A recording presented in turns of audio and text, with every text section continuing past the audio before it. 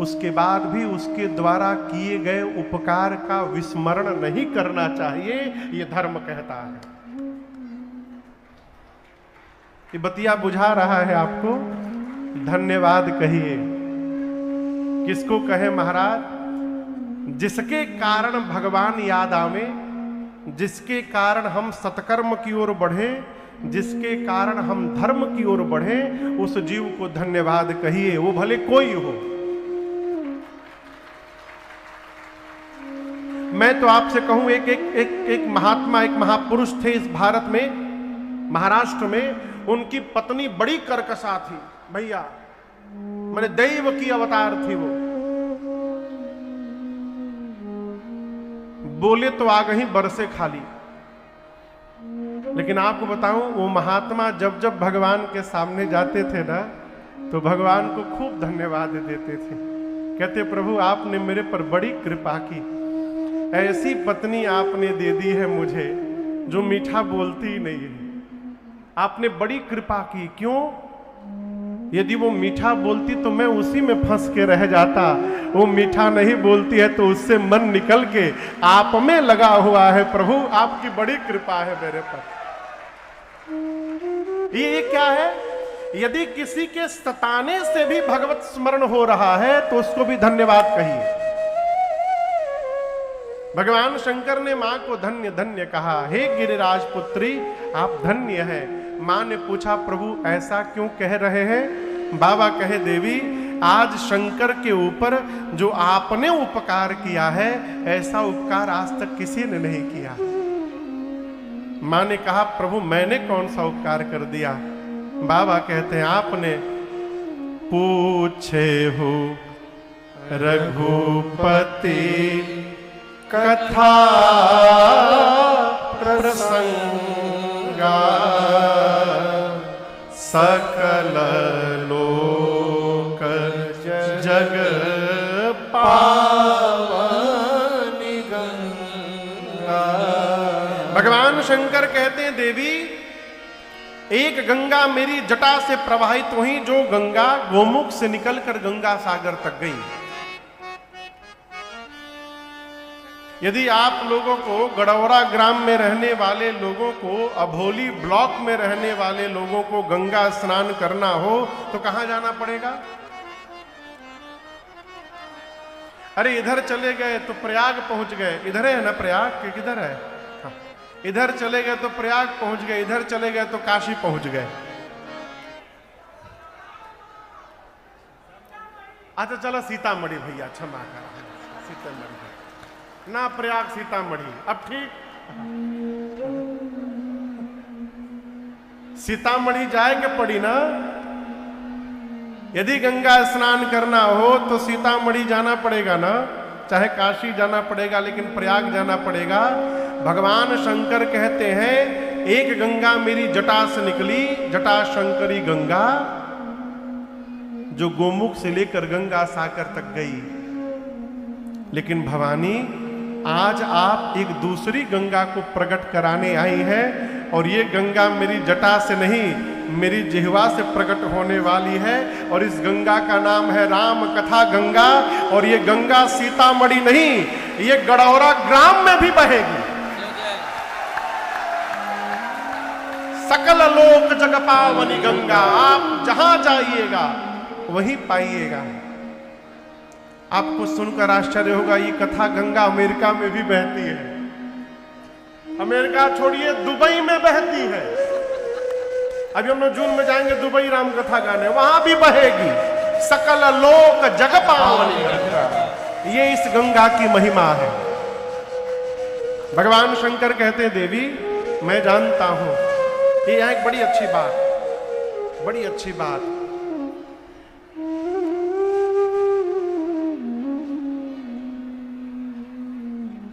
संबंध यदि जीवन भर बचा के रखना है तो दोष देखना बंद कर दीजिए। दोष देखना जहां प्रारंभ हुआ, संबंध समाप्त हो जाते हैं। इतना होने के बाद भी शंकर भगवान कह रहे हैं मैं जानता हूं आपको न शोक है, न मोह है, न संदेह है, न भ्रम है देवी। मम विचार कछुना। मेरे विचार से आपको कुछ नहीं है। आपने तो जानबूझकर प्रश्न किया है कि मैं आपको कथा सुनाऊं, और आप जगदम्बा हैं, आप अपने बच्चों का कल्याण कराना चाहती हैं, इसलिए जानबूझकर कहती है प्रभु संशय हो गया है ताकि मैं राम कथा सुनाऊं और इस कथा से पूरे जगत का कल्याण हो जाए, इसलिए आपने प्रश्न किया है।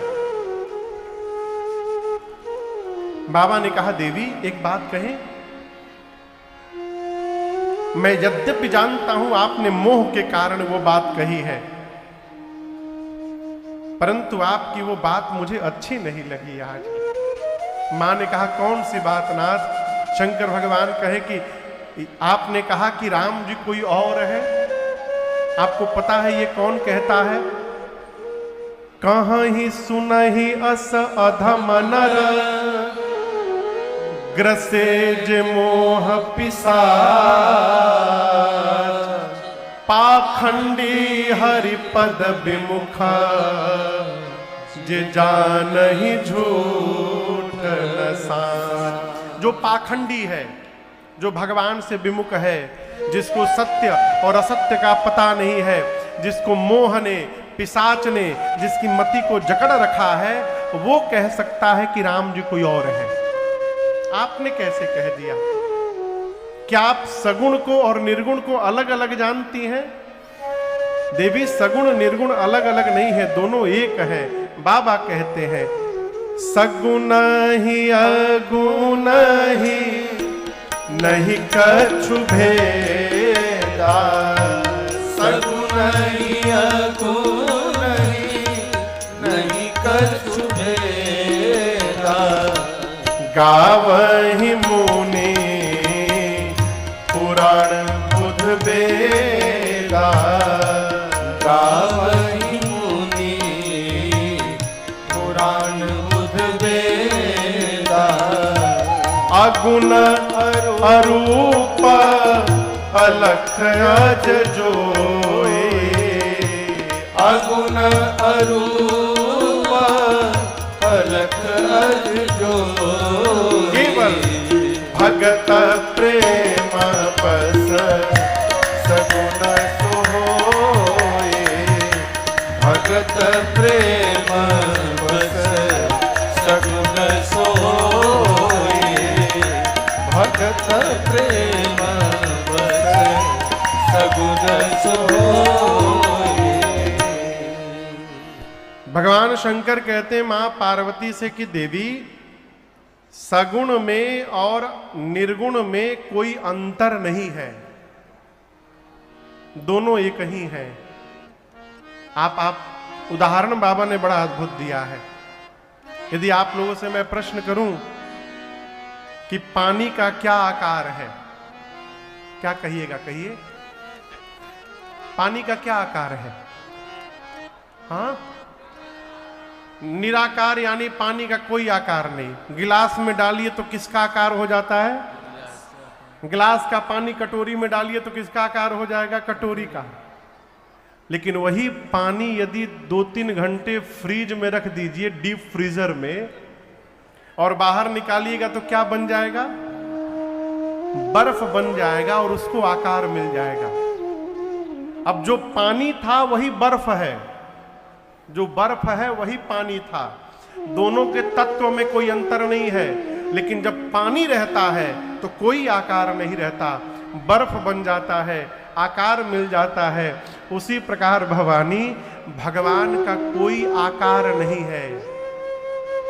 उस भगवान को, निराकार भगवान को, उनके भक्त धरती पर जब देखने की कल्पना करते हैं, और भक्त अपने मन में जिस प्रकार के रूप की कल्पना करते हैं, भगवान वही रूप धारण करके भक्त के सामने प्रकट हो जाते हैं। यही निराकार का साकार होना है। अपना कोई रूप नहीं है। मां ने पूछा वो क्यों आते हैं?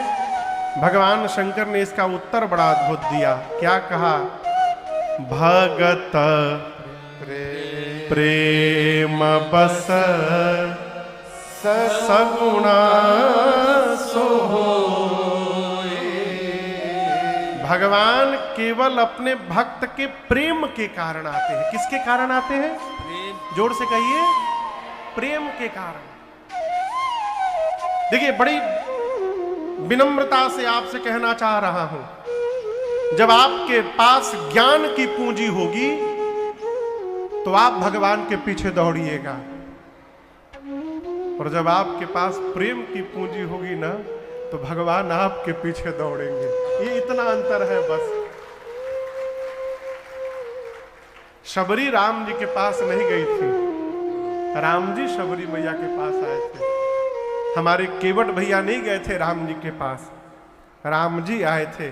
आपको उदाहरण देता हूं, आप में से एकादशी व्रत कौन कौन करता है? हम भी करते हैं। एकादशी के दिन क्या नहीं खाना चाहिए? चावल। खाना तो दूर, उस दिन एकादशी के दिन चावल के स्पर्श में भी दोष है। उस दिन तिलक करके चावल नहीं, अक्षत नहीं लगाया जाता।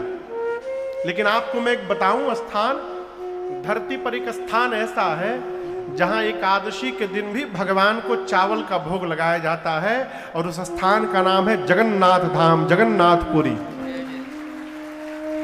वहां एकादशी के दिन भी भगवान जगन्नाथ को खिचड़ी का भोग लगाया जाता है। आप कभी मंदिर जाइएगा तो दर्शन करिएगा, मंदिर के पीछे भाग में, मंदिर में ही एक नीचे जेल बना हुआ है, और कहते हैं वहां एकादशी को उल्टा करके लटका के बंद कर दिया गया है। एकादशी जाकर भगवान जगन्नाथ से बोले कि मैं आ गया हूं, आज आप चावल नहीं खा सकते। भगवान बोले कौन हो तुम? बोले एकादशी। बोले तो क्या हुआ? बोले आज के दिन जहां मैं रहता हूं चावल नहीं खाया जाता। भगवान बोले जालो, डालो जेल में इसको। भगवान चावल खाते हैं, जानते हैं क्यों? प्रेम के कारण। एक माई थी जिनका नाम था कर्मा। क्या नाम था? कर्मा। मांग मांग के खाती थी मैया।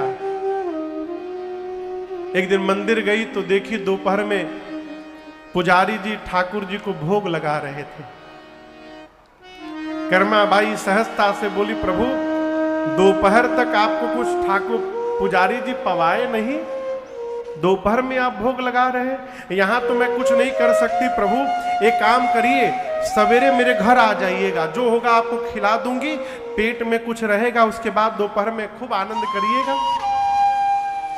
बोल के चली गई, लेकिन उनको विश्वास था कि भगवान आएंगे।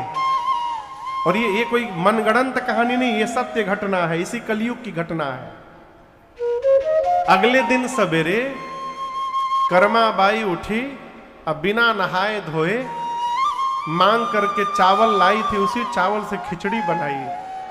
और जैसे खिचड़ी बना के बैठी, तब तक दरवाजे पर एक 8 साल का बालक चला आया, कहा मां जल्दी खिला दे, भूख लगी है मुझे। कर्मा बाई ने भगवान को खिचड़ी खिलाया और कहा कल भी आओगे ना? भगवान बोले नित्य आऊंगा। और ये शुरू हो गया, रोज भगवान जाते थे, खिचड़ी खाते थे। आपको बताऊं, उनका नाम कुछ और था, कर्मा बाई नाम नहीं था, नाम कुछ और था। ये नाम क्यों पड़ गया? कन्हैया जा करके बैठ जाते थे और कहते थे जल्दी कर मां, जल्दी कर मां, कर मां, जल्दी कर मां। ये जल्दी कर मां करते करते उनका नाम कर्मा बाई हो गया। एक दिन भगवान खा के गए, वो बर्तन धो रही थी, तब तक एक महात्मा आ गए। महात्मा ने कहा रे माई, इतने सवेरे सवेरे भोजन कर ली तुम? बोली मैं नहीं करती हूं ना, वो कन्हैया आता है भोजन करने। महात्मा बोले हाँ, तुम इतनी बड़ी भक्त हो कि तुम्हारे घर कन्हैया भोजन करने आएंगे, अब तुम कन्हैया को भोजन कराती हो इसी तरह? माई बोली हमको तो पता नहीं कैसे कराना चाहिए। महात्मा बोले तू अभी नहाई नहीं है, तेरा आंगन गंदा है, न झाड़ू लगाई न पोछा लगाई, अब तू भगवान को भोजन कराती है। माई बोली मुझे पता नहीं था, कल इसी तरह करूंगी। अब अगले दिन उठकर लगी झाड़ू लगाने, पोछा लगाने, नहाने लगी, उसी में टाइम निकल गया। भगवान अपने समय से पहुंचे, जल्दी कर मां। मां बोली का कर मां? महात्मा फंसा के चले गए मुझे, अभी बनाती हूं। गरम गरम खिचड़ी बनाई मैया, भगवान पा ही रहे थे अभी, तब तक उधर मंदिर में पुजारी जी महाराज पट खोलने के लिए घंटा बजाने लगे। और जैसे घंटा बजा, कन्हैया भगे खिचड़ी छोड़ के। और मैं आपसे कहूं, उस दिन जब पुजारी जी ने पट खोला ना मंदिर का, तो भगवान के श्री विग्रह में उनके मुख पर और उनके दाहिने हाथ पर खिचड़ी लगा हुआ था, वो भी गरम गरम खिचड़ी। पुजारी जी आश्चर्यचकित हो गए, ये कैसे हुआ। रात में ठाकुर जी ने स्वप्न दिया कि मैं नित्य कर्माबाई के घर भोजन करने जाता हूं। मैंने पढ़ा है, कर्माबाई जब इस जगत में नहीं रही तो उसके बाद भी कई दिनों तक कर्माबाई के घर से सवेरे सवेरे एक बच्चे की रोने की आवाज आया करती थी। ठाकुर जी जाते थे, खिचड़ी न मिलती थी तो बैठ के रोया करते थे भगवान। मेरा प्रश्न है, यदि कर्माबाई के घर भगवान खिचड़ी खाने जा सकते हैं तो हमारे आपके घर क्यों नहीं आते हैं? इसलिए नहीं आते हैं कि हम भगवान को प्रेम नहीं करते हैं। एक बात कहें, बुरा नहीं मानिएगा ना, कहिए।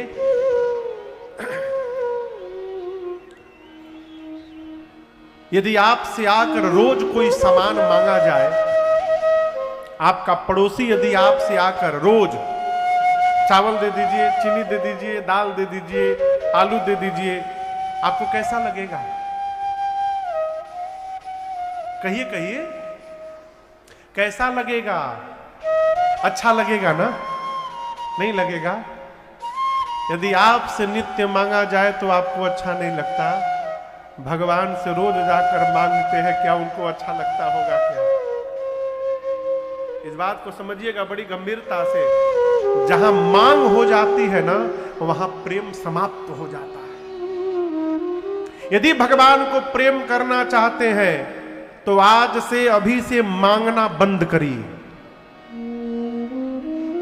जहां प्रेम होता है ना, वहां केवल अर्पण होता है, तर्पण होता है और अपने जीवन का समर्पण होता है। वहां मांग नहीं होती है,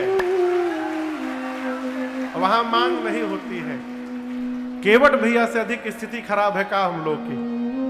केवट जी को तो राम जी दे रहे थे, का बोले, अब कछु नाथ न चाहिए, प्रभु कुछ नहीं चाहिए, बहुत दिया प्रभु ने। प्रेम, आई बतिया सबको समझ में आएगी नहीं। प्रेम करिए। महापुरुष पद गाते हैं एक, ये तो प्रेम की बात है ऊधो, बंदगी तेरे बस की नहीं है। ये तो प्रेम की बात है ऊधो, बंदगी तेरे बस की नहीं है। ये तो प्रेम की बात है ऊधो, ये तो प्रेम की बात है ऊधो, बंदगी तेरे बस की नहीं है। बंदगी तेरे बस की नहीं है। सिर दे कर होते हैं सौदे, ओ सिर दे कर होते हैं सौदे, आशिकी इतनी सस्ते नहीं है। सिर दे कर होते हैं सौदे, आशिकी इतनी सस्ती नहीं है। ये तो प्रेम की बात है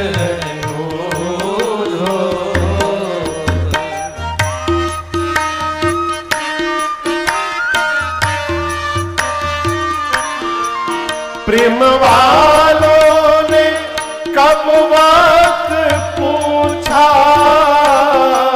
प्रेम वालों ने कब वक्त पूछा, किसकी पूजा हो तुम करते प्यारे, किसकी पूजा हो तुम करते प्यारे।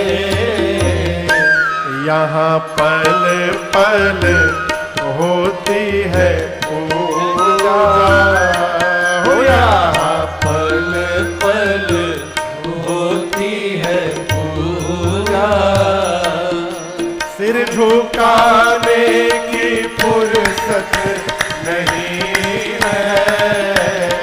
यहाँ पल पल होती है पूजा, सिर झुकाने की फुर्सत नहीं है। ये तो प्रेम की बात है।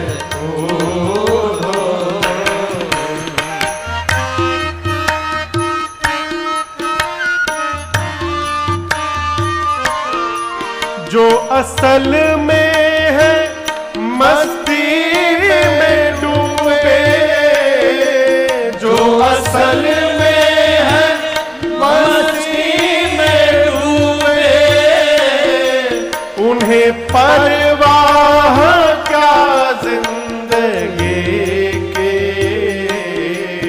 उन्हें परवाह क्या जिंदगी की। जो उतरती है चढ़ती है मस्ती, जो उतरती है चढ़ती है मस्ती, वो हकीकत में मस्ती नहीं है। जो उतरती है चढ़ती है मस्ती नहीं है। ये तो प्रेम की बात है। बंदगी तेरे बस की नहीं है, बंदगी तेरे बस की नहीं है। अरे बंदगी तेरे बस की नहीं है।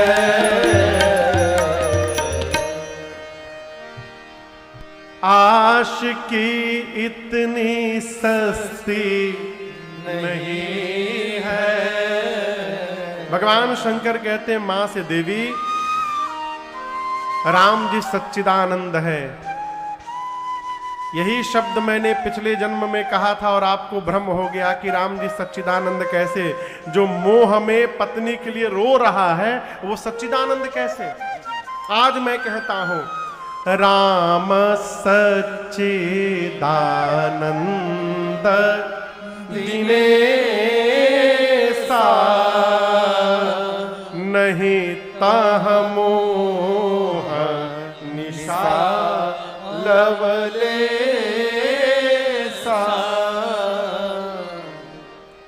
जब हम लोग छोटे थे, आप में से भी कई लोग किए होंगे, पूर्णिमा के दिन चंदा मामा को आँखिया थोड़ा दबा के देखते थे।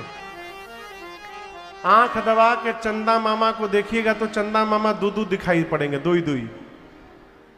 कौन कौन किया है ये काम पहले? हाँ, ऐसे दबा लेते थे दो दिखाई देते थे। अच्छा आप बताओ, आंख दबा लेने से चंद्रमा दो दिखाई देते हैं तो क्या वास्तव में चंद्रमा दो हो जाते हैं? नहीं। यदि चंद्रमा दो दिखाई दे रहे हैं तो ये चंद्रमा में दोष नहीं है, हमारे देखने में दोष है।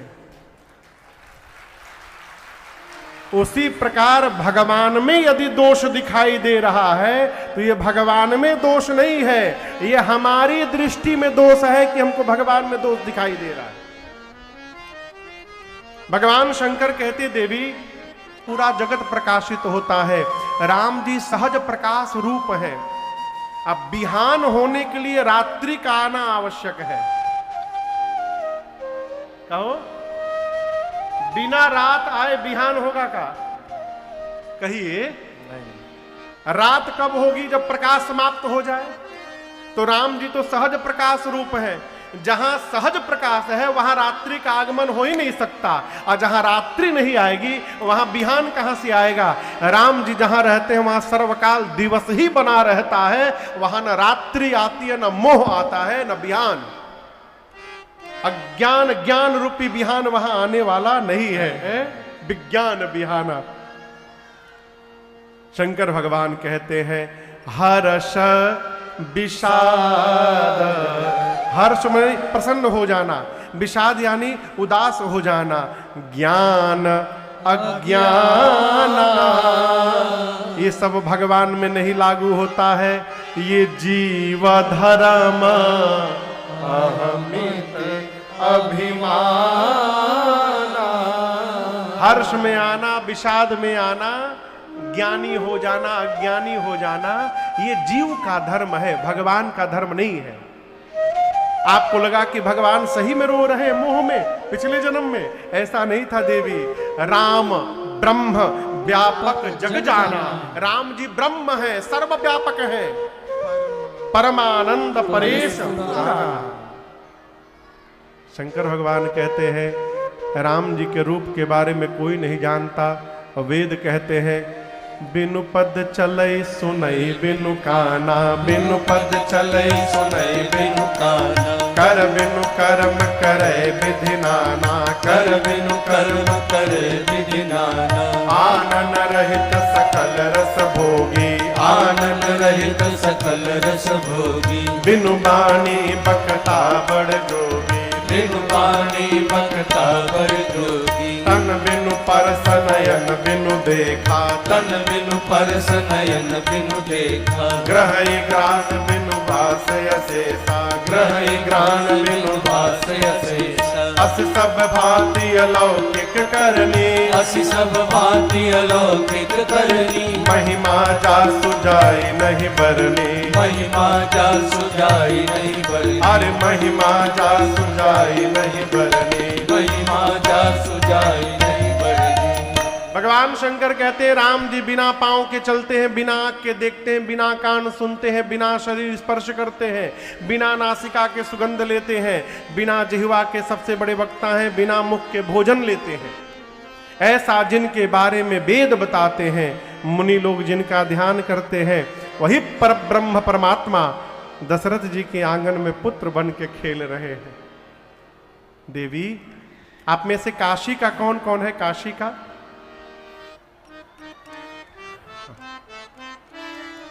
5-6 लोग, 10-12 लोग हैं काशी के। हाँ इधर बैठे हैं कुछ लोग। काशी की एक महिमा मैं आपको बताऊं। भगवान शंकर कहते हैं काशी में यदि मच्छर भी मर जाए, मच्छर मनुष्य को छोड़िए अभी, तो उस मच्छर के भी कान में भगवान शंकर राम शब्द का उच्चारण करके उसको आवागमन से मुक्त करते हैं। ये काशी की महिमा है। काशी मरत जंतु अवलोकी। बाबा कहते मैं राम जी के नाम के बल से जीव को मुक्त करता हूं। भगवान का नाम जो बिना मतलब बिना मन से एक बार ले ले करोड़ों जन्म के पाप भस्म, और जो प्रेम से लेता रहेगा वो कब भवसागर को पार कर जाएगा पता चलने वाला नहीं है। इसलिए स्वभाव बनाइए। क्या बनाइए?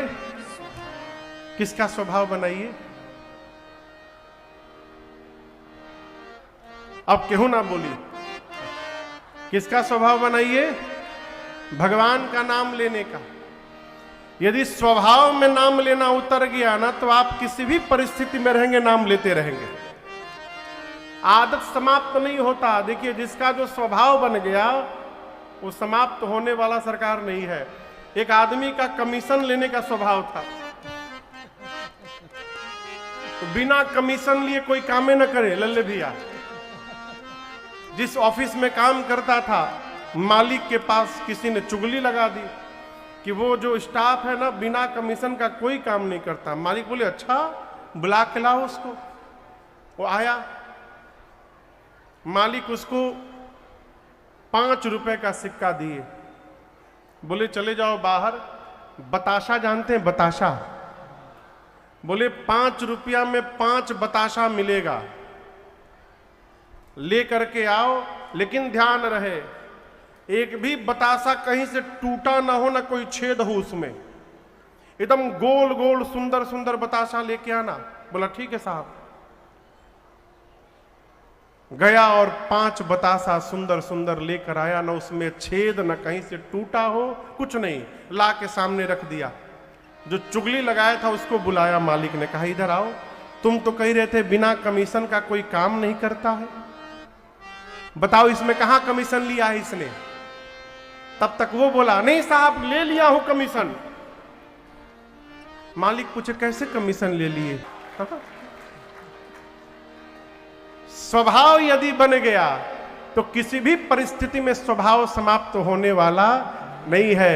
उसी प्रकार यदि भगवान का नाम लेने का स्वभाव बन गया तो किसी भी परिस्थिति में हम रहेंगे, स्वभाव लेते रहेंगे। इसलिए जहां भी रहिए,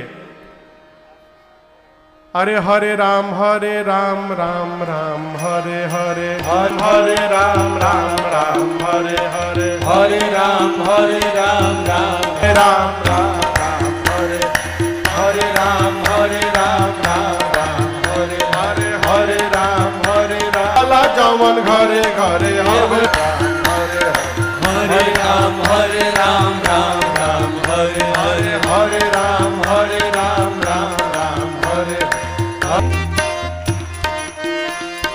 भक्ति के धा हमारे हृदय के तरे तरे, भक्ति के धा हमारे हृदय के हमारे हृदय मन भइल करे मरे। कैसे? हरे राम राम हरे जवन मन करे, चुटकी बात करे बजाव जवन मन करे, चुटकी बात परी बजाव जवन मन करे। हरे राम राम हरे। माँ बाबा के चरणों में प्रणिपात हुई। माँ ने कहा प्रभु आपकी कृपा से सारा संशय समाप्त हो गया। अब मुझे मेरा प्रश्न है कि नाथ धरेऊ नर तन के ही हे प्रभु, राम जी मनुष्य रूप में क्यों आए, शरीर धारण क्यों किए नर्तन?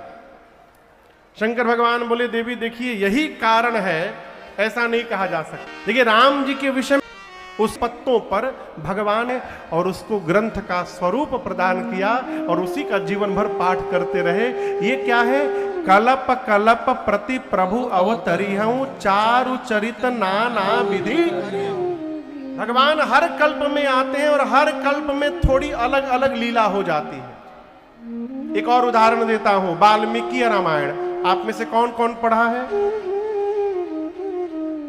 भैया अपने उधर भी कई लोग पढ़े हैं, हम तो नहीं पढ़े हैं।